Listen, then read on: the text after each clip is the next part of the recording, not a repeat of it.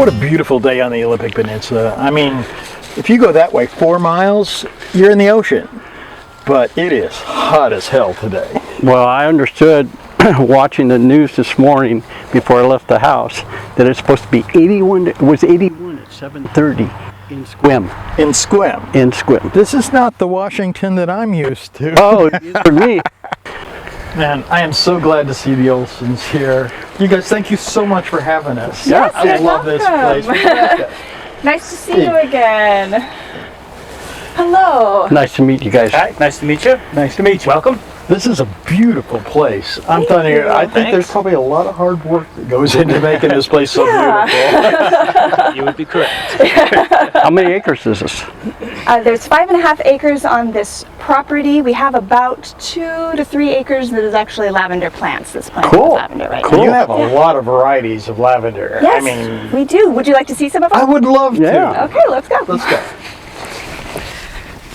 Okay, so let's go out to the fields here. Lavender is so beautiful. Yeah. I mean, look at those shades of purple. Man. It's really amazing. It's such a versatile herb. You know, you can eat it, you can smell it, you can use it for antibacterial, you can use it for cleaning. Antidepressant, anti-stress. I mean, when I started researching it, I'm like, wow. It's a really, it's kind of a miracle herb. It really is. So this field, this is our newest field. So these plants are all about 3 years old. I propagated them. I learned how to propagate. It's a funny story. So this variety is the 19th row of this field, which was planted when my parents bought the property. And it was mislabeled. It was labeled the wrong species. They could tell that it wasn't labeled correctly. So we just always called it row 19 because it was the 19th row. And it turned out to be our absolute favorite oil. And we've had people come in, we've had several people come in, and they can't positively identify which species it is, or sorry, which variety it is. So there was no way to replace it when the plants were going to get old enough to die. So I had to learn to propagate and make an entire field of it. But we have a field now of row 19. Well, some of our wineries, like James over at Marrowstone, takes all his different lots of grapes and ferments them separately and does the final blending at the end. It sounds like that's what you do with your essential oils. No, our essential oils are all single varietal. Okay, that's what I'm talking about. Yeah. So you just don't throw it all in one hopper and done. No, we do single variety at a time. I mean, somebody could, if they wanted to, make a blend out of our that's oils. what the cheap guys do. Yeah. But we one of the things that makes us unique is that we have so many different varietals of lavender. So yeah, we try to keep them pure. So maybe 35, 36? Well, we distill probably about 20 different varieties at different times. But we have a total of about 35 different varieties on the farm, and we've just added 3 or 4. We added 4. Actually, right now we're up to 48 if you count the single ones that we just planted. We have a new viewing garden where we're going to have little single varieties. Nice. But out in the fields, I think it's right around 40. Well, let's look at row 19. Yeah, let's go look at row 19. Well, here's row 19 in a field. Okay. So one of the things that I like to talk to people about is the difference between the 2 primary species that we have on the farm, and it's a good way to introduce. So we have Intermedia and Angustifolia. If you look at the difference between the flowers and how they grow on the stems. It's one cluster is one long stem. Wow. So you'll notice, and the flowers actually mimic the way the plants grow. So this one is long and slender, and it tends to get long and slender buds. And this is more compact. And this is more compact. And these bushes are long and slender, and these bushes tend to stay more compact. So visually, those are primary differences. You can't trust color because lavender comes in so many different colors in many different species. So that's not a good way to tell the difference. And like you told me a moment ago, this isn't fully blooming, so the color is different than it will be in full bloom. The pink ones, specifically, the pinks tend to get a little bit pinker the more petals that you see on the bloom. And then the other thing that's really fun to do is I kind of squish this up so you can smell. So this is the intermediate smell. Oh, wow. So that is the traditional scent that most people equate with lavender, and my dad will take you through the aromatic tasting where you can smell it more specifically with different oils. But that is an intermedia, and then smell the Angustifolia right afterwards. Oh my goodness. So it's completely I see why you like that one. different. Yeah, Yeah, totally Totally different. different. a lot Totally different. sweeter. It doesn't have the camphor base notes. But in it doesn't that the have a intermediate- sugar sweet. It's got more of a It's more floral sweet. floral sweet. Floral, yeah. I guess that would make sense. But yeah, so that's one of the primary differences between the plants and the oils themselves, is that the intermediate oils have more camphor in them. That's the scent that most people associate with lavender. This is the one that is used in Bath and Body products. This one is a little bit more expensive to produce. Medicinal? No, it's more expensive to produce because the plants themselves don't produce as much oil. So that's my theory about why this is the one that isn't really used in Bath and Body, because it's more expensive That would to make buy. sense. Yeah, that makes a lot of sense. This would be an oil that you could use for cooking, though we recommend not using the oil in cooking because it's so intense. But you could, because it doesn't have that bitter camphorous afternote. I see. I like it. Yeah. I can't wait till we get to the aroma tasting. Yeah. Well, would you like to go? Well, twist my arm. This is so exciting. I can't wait. Most people, when they come in to do the aroma tasting or the fragrance tasting, they come in and they smell with their mouth closed. I would recommend that you not do that. Enjoy your fragrance of the lavender oils with your mouth open, because a lot of people in the public don't realize that your taste buds are about 50% of what your nose smells and your brain compiles as a fragrance. And if you close off your mouth, you only get part of that fragrance note. So it may be an interesting test on an individual basis to smell it with your mouth lips closed, and then enjoy it with breathing in the entire fragrance through both your mouth and your nose. Nice. So let's get started. We'll start with one of our row 19. We talked a lot about. I love row 19 already. Row 19 again is an intermedia. As was explained earlier, the intermedia oils do have a little bit more camphor note to that. I can smell it from here. Quality to it that I really like. It's a non-sweet, a savory almost component. I don't know why I thought lavender would be all sweet smelling like old ladies, but maybe it was that movie Lavender and Old Lace. I don't know. But this is beautiful. Oh man. I would love having my house smell like that. Can you smell the camphor note in that? Yeah, by any chance? yeah. Oh, yeah. Okay, and can you experience the difference by having your Mouth open and closed? We do a lot of tasting. I understand. And I have a hard time You're keeping an my mouth experienced shut. audience, as opposed to maybe some of the people that might be listening Absolutely. that are not quite in tune with that. Yeah. Hit coat pink is an angustifolia. So you will be able to compare that in relation to the two against each other.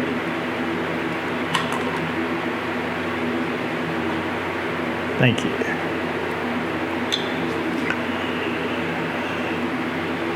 My goodness.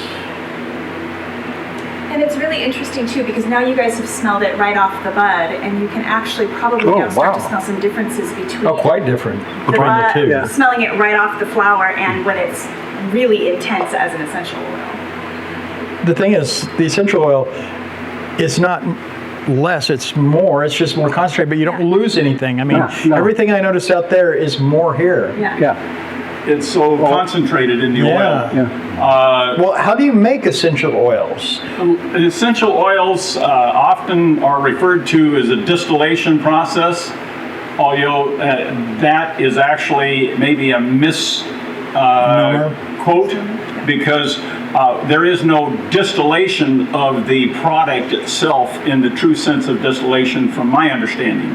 It's really what I refer to as oil extraction or steam extraction. Steam extraction, yeah. And we use a still, which people relate with distilling products, but One of my stills- favorite pieces of equipment. Yes, but that piece of equipment here is just used to generate the steam to pass through. So I'll show you on this smaller still. We used this when we first started out in 2004 and 2005. This is a hammered still imported from overseas. Basically, we've got the small pot that it normally sits on a fire burner, a propane burner, and we fill the inside with the lavender stem, and maybe a little bit shorter than this typically, but not too much shorter, maybe 3 to 5 inches on angustifolias. On the intermediate stems, which are longer and the buds are spread out farther on there, we end up having to be longer stems. But we pack that in horizontally inside on top of a little screen that keeps the plant out of the water. So there is water in the bottom to create the steam. Yeah. We put in about 3 quarts of water in the bottom of this unit here, and then we put the lid on there and we seal up with a little bit of Teflon tape around the outside just to help it. You can do it without it, but it's best to seal it off in both locations. In this pot here is our cooling water. We use this for cooling and extraction. There's this copper tube that starts here, actually coils down like a snake and continues until it pokes out the side here. And then what we end up doing is bringing water to a boil. Steam passes through the lavender. It heats the lavender up to higher than the temperature of the oil vaporization. So basically the oil is vaporized out of the plants, and the two vapors, steam and oil vapor, commingle. They don't combine, but they commingle and are carried up together through this tube here and directed into our condensation bath here. We put the cold water, we add cold water in here and continually drip cold water in here. As the steam and oil vapors go through the coil, they extract the heat out of those vapors and condense them back into liquid form. And we have 2 products coming out of the unit here. One is what we call the essential oil, which is the condensed lavender oil, and the second is called hydrosol, or a water solution.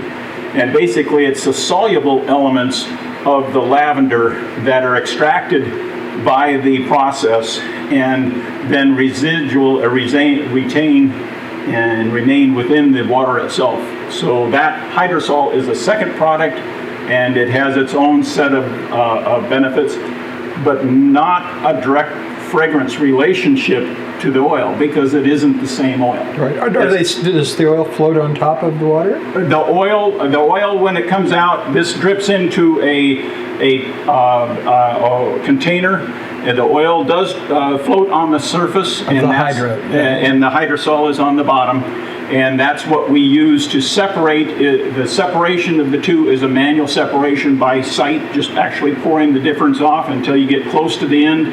And then when you get down to the very shallow layer of oil, I use a pipette, suck it all up, and same separation happens in the pipette. So the hydrosol is at the bottom of the pipette, and the oil's at the top of the pipette. You just squeeze out the rest of the hydrosol and capture the last little bit of oil because it's very expensive.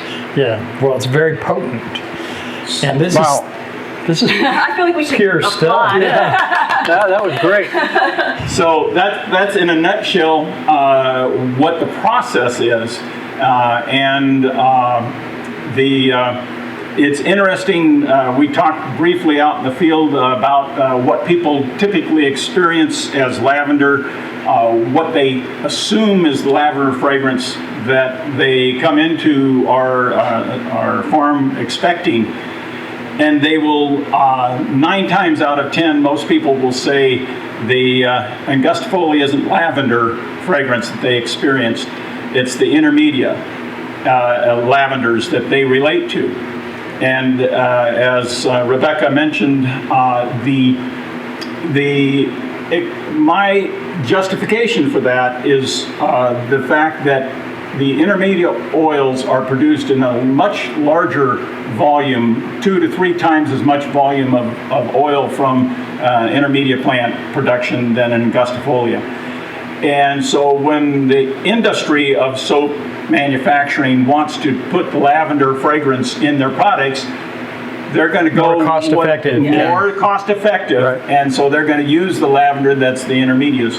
And so for the last 30 years, that is the fragrance that people have been ingrained in their purchases out at the common stores. Guilty, but I like the Augusta better.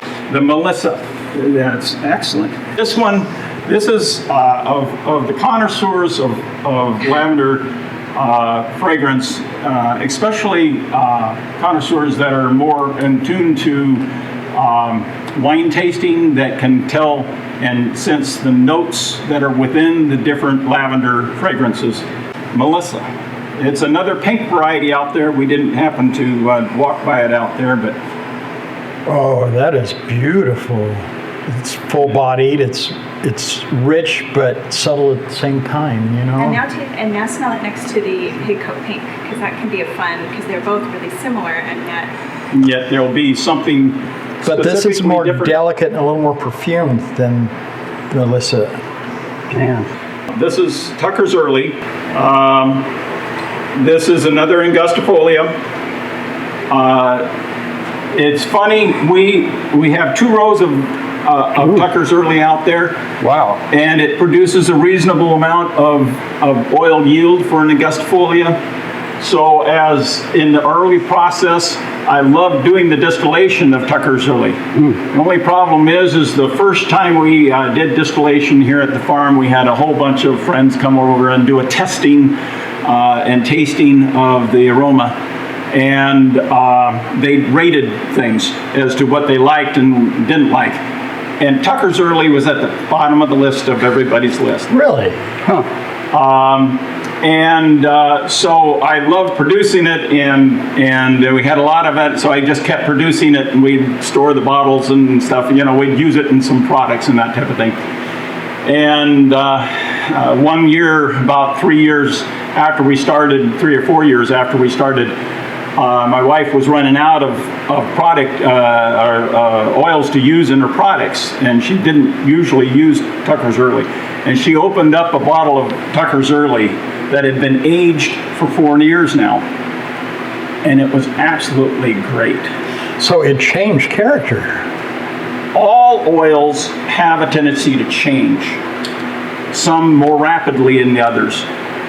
Some essential lavender oils require aging, such as Tucker's Early, but many of them can be enjoyed almost directly off the still. But all oils do have an aging process.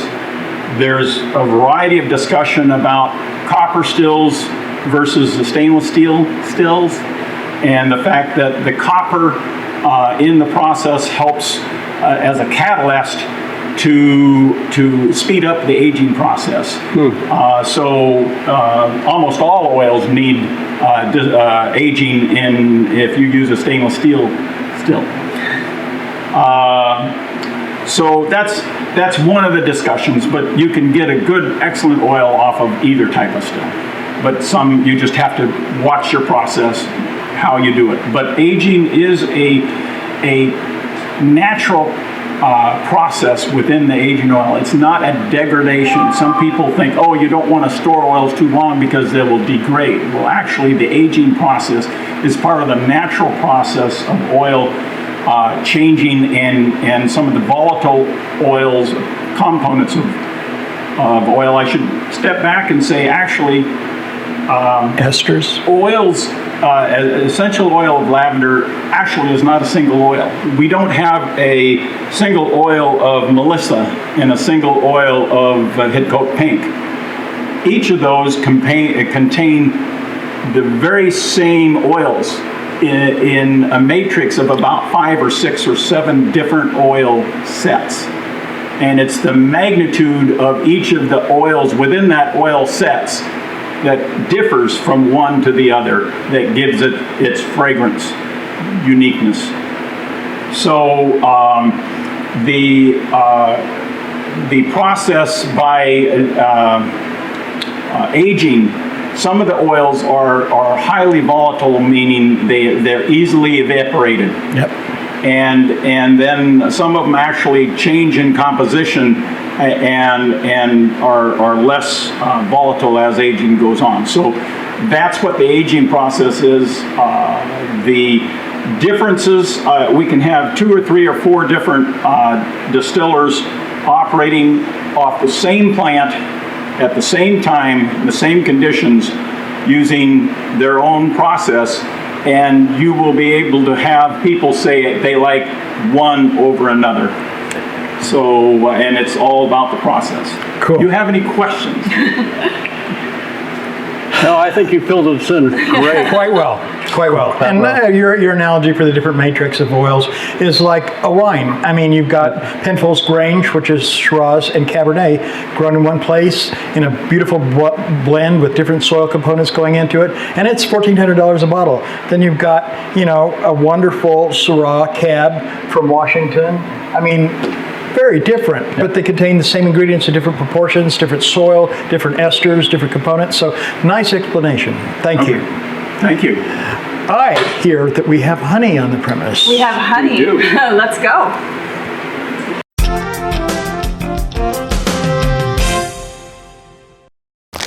All right, so this is a new product, just started last winter time. A friend of mine named Noelle started a bakery in Bainbridge called Tolo Sourdough. We do not have a culinary kitchen at the farm, and so because she has all of the licensing, we started working with her to create a product line of culinary treats. And so the first thing that she came up with are these lavender shortbread cookies, and it is using our lavender only. She only uses our lavender in our products. Does she use essential oils or just lavender bud? And you can see when I pull this out here. So there you go. There's a cookie. It was hard to hand that away. Yeah, there you go. So these are obviously very freshly made, and they're all natural. So it's flour, sugar, butter, lavender, salt. My favorite way. Yeah. And one of the things that I really like about the shortbread cookies is because there's, it's just sweet and salty and lavender. You can really taste the lavender. It's not. You're not pairing it. Lavender does taste good with chocolate. It tastes great with lemon. It tastes good with berries. But the shortbread is the most simple. It's really just. Well, it shows it beautifully. And it looks lovely. It really does. This is an amazing cookie. I'll take a dozen. This is awesome. Thank you. You're welcome.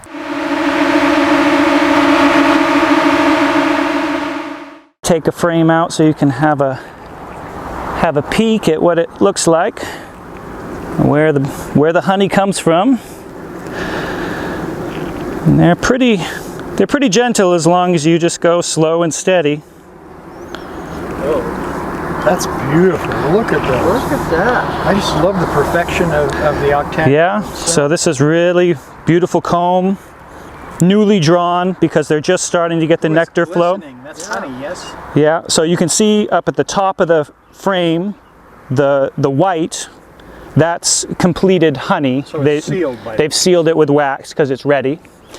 And then all the stuff that's glistening is nectar that they've brought in, but it's still too moist to be honey. It hasn't really become honey yet. So they have to spend some time drying it out.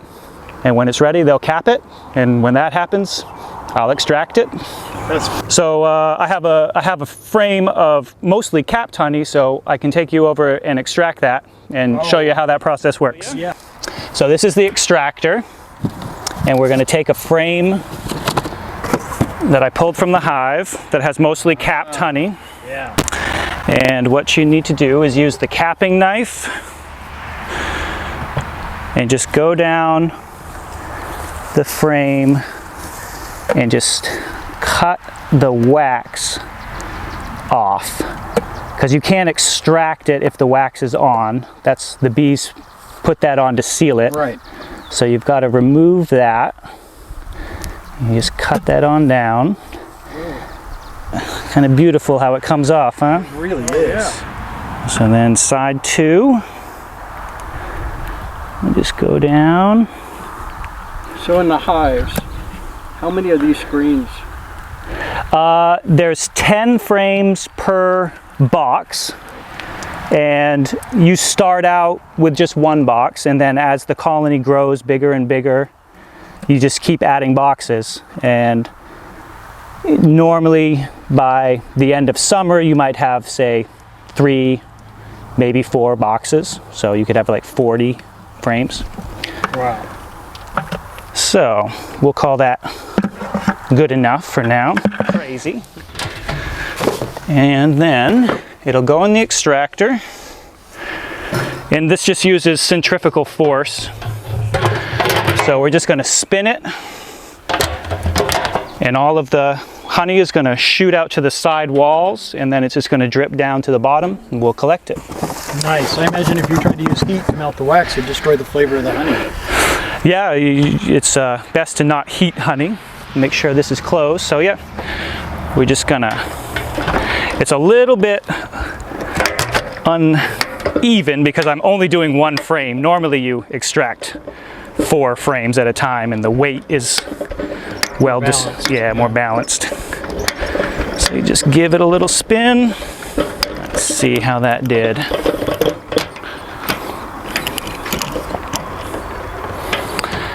And then after you do the first, so now the outside of the frame has been mostly extracted. So now we'll turn it around so we can get the other side of the frame. That smells really good. Yeah. Oh my goodness. That's as fresh as it gets. So you just do the same thing.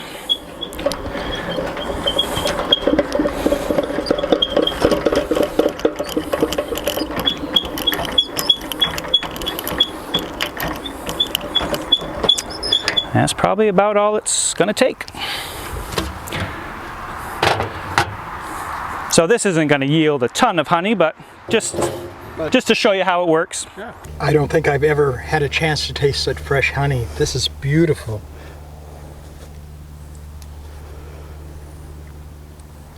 It amazes me. Oh my God. It just took a little bit. Yeah, Couple cranks. couple of cranks. You've got a couple bottles worth of honey here. Yeah. I didn't double dip. Oh my God. And you could taste lavender. Yeah, Subtly, it's got a very, it's got but a it's nice got that floral note. beautiful floral. Okay. I want It's to not as heavy as I thought it might be. Oh gosh, that's Yeah, lavender incredibly honey good. is fairly light. Yeah. So if some of our viewers wanted to order this online, they would go to lavenderconnections.com. Lavenderconnection.com. We do have an online store, although the honey is not available online. They have to come They here. have to come here. We save it for the customers that make their way all the way out There's to the only farm. so much to go around. There's only so much to go around, and the people who come here and they see the fields and they become friends with the bees and they get excited about our hives. They're the people who we feel like should get to buy the honey. I like it. I heard that, viewers. Come on down. And you're open for visitation on weekends? We are open Friday, Saturday, Sunday, and Monday. We are open from 10 a.m. to 5:30 p.m. No reservation is required, and it's free to visit, so you just stop on by. Awesome. Yeah. Thank you so much for having us. Yeah. Yeah, thanks thank for really you. had an Thank incredible you so time. much. This was really fun. You guys Our are pleasure. amazing. A lot of fun. Great. And a lot of good information. Thank you. Thanks a lot. All right. Thank you, guys. Bye. Bye.